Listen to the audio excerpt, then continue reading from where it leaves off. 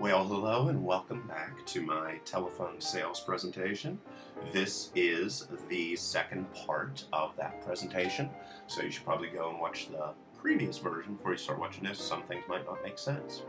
Well, as I said at the end of the last presentation, telephone sales is all about three real main things: attitude, acknowledge and move on, and never ask for permission. Always assume the sale.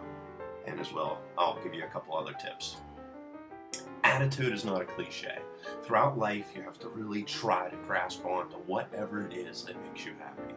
And the reason why is that success is 10% of really what happens to you. I mean, we all have unlucky times and so forth and so on.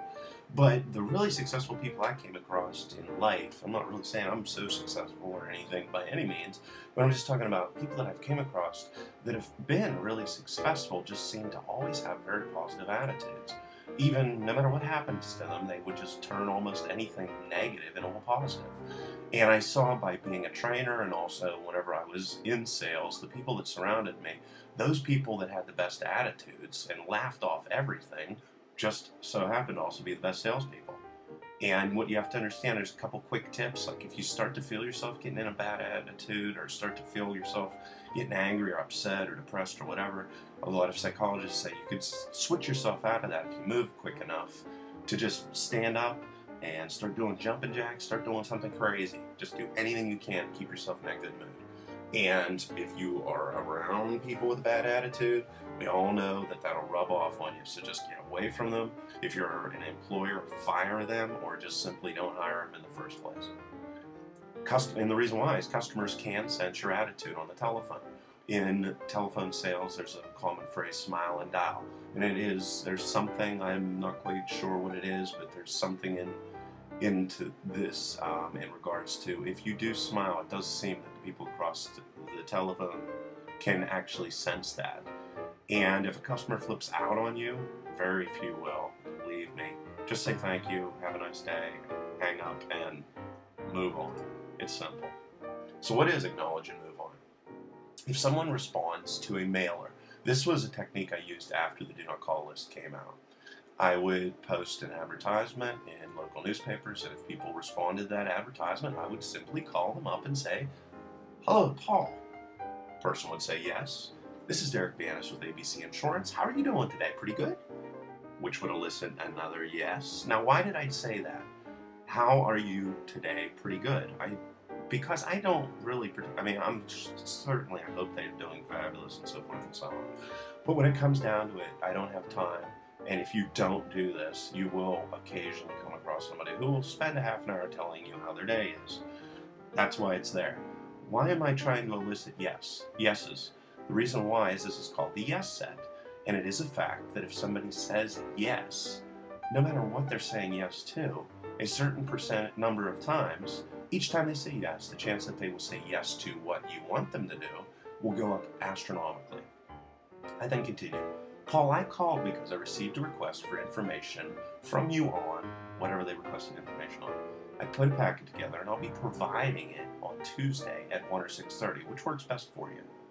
Just that simple. Why did I say providing though?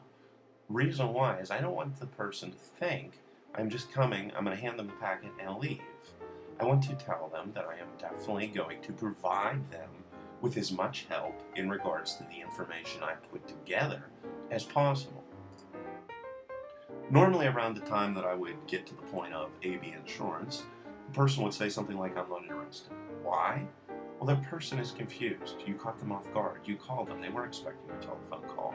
They mailed the information in, but very often they might have even forgotten about mailing it. So what do you say? I don't care what the objection is. I understand that, but the reason that I called, don't do this, wait, or, well, let me tell you, or, don't hang up. You don't want to do that. You will weaken yourself in the other person's eyes. You want to just simply say, no matter what they say, I understand that, but the reason that I called. You also don't want to get into a Q&A session. Like, for example, if they say, well, I already do business with, I don't care, whoever. You don't want to follow up that with, well, who do you buy from? Or why do you buy from them? Or how much do they cost? or are they nice? You never want to get into this sort of situation where there's a Q&A session going on. And in fact, if you do get into this situation, you know more than likely you've already lost the person. Again, I have all of the blank I need. You follow that up with, I'm glad to hear that, but the reason why I called. You're calling because they requested information, not for any other reason. Not because they already do business with a competitor. You're only calling because they requested it. At some point, they decided in their life that they may want to buy from you. So why not assume that today they would again want to buy from you, or want help from you, or assume they still want the information that they asked for. I mean, it's just common sense. Then they might retort with, I didn't mail you anything to you. Well, you say, let me check my information to make sure I'm talking to the right person. Yes, again, I'm establishing the yes sign. This is Mr. Paul Jones. Follows up with yes. And you live at 123 Main Street. And he follows up with yes. Yes, you say, and that is in Pittsburgh, Pennsylvania. And he says yes. And then you follow up with, yes, Paul, I have the information for you, and you requested, and and you continue with your call. A lot of people seem to believe there are tons of objections they need to worry about. And in sitting and trying to think about answers to every single objection, they basically find themselves a nice excuse to not just get on the telephone. There's basically 6 objections. One is, I'm not interested. Second is, I have all of the whatever you're selling I need. Third, I don't have time. Fourth, I don't have any money. Fifth, occasionally somebody will shoot out an expletive, or they can hang up. That's it. Those are the objections. And pretty much every one of them has the same retort that I gave you before. So what do you do if somebody does hang up on you? Say, hello, Paul, after you call them, obviously.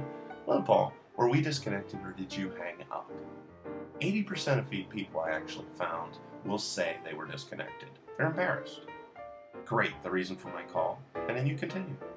Most people, in fact, when you do this, will not scream expletives at you or tell you how you're such a terrible person. Most people, if you are polite and nice in doing this, will compliment you on your sales skills. Often the retort whenever I did this was, you're not coming to my house because you're a heck of a salesperson.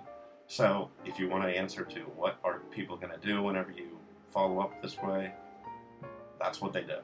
Be persistent at all times, but always be polite. The average person that followed my scripts that I wrote, on average, these were new employees, made 1 appointment for every 10 conversations during their first week.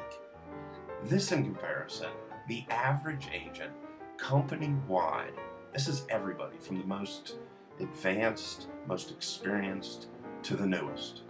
They averaged 1 appointment for every 20 conversations. So yes, this does work, and yes, I did do it. If you ask a question, also remember, this is something I saw very often. If you say to somebody, which works best for you, 1 or 6:30? Stop. Don't say anything. Some people take a while to process information. You just have to understand that. You by no means want to say, are you still there? So that's just a quick tip. In regards to your introduction, by law, you must state your name and company. And also, it's just a polite thing to do. Get excited, smile, get revved up. People like to hear excited, happy people. Sometimes, however, it might make a little bit of sense to sound like you don't particularly care if you sell a product or that you meet with a person. This is a little bit more of an advanced technique that you can look to in the future. And you also want to pace their overall voice patterns, but of course, don't make it obvious. Well, this presentation is stretching on longer than I thought it was. Next, we're going to get into the why not to ask for permission, and hopefully we can wrap this up in 3 videos. Till next time.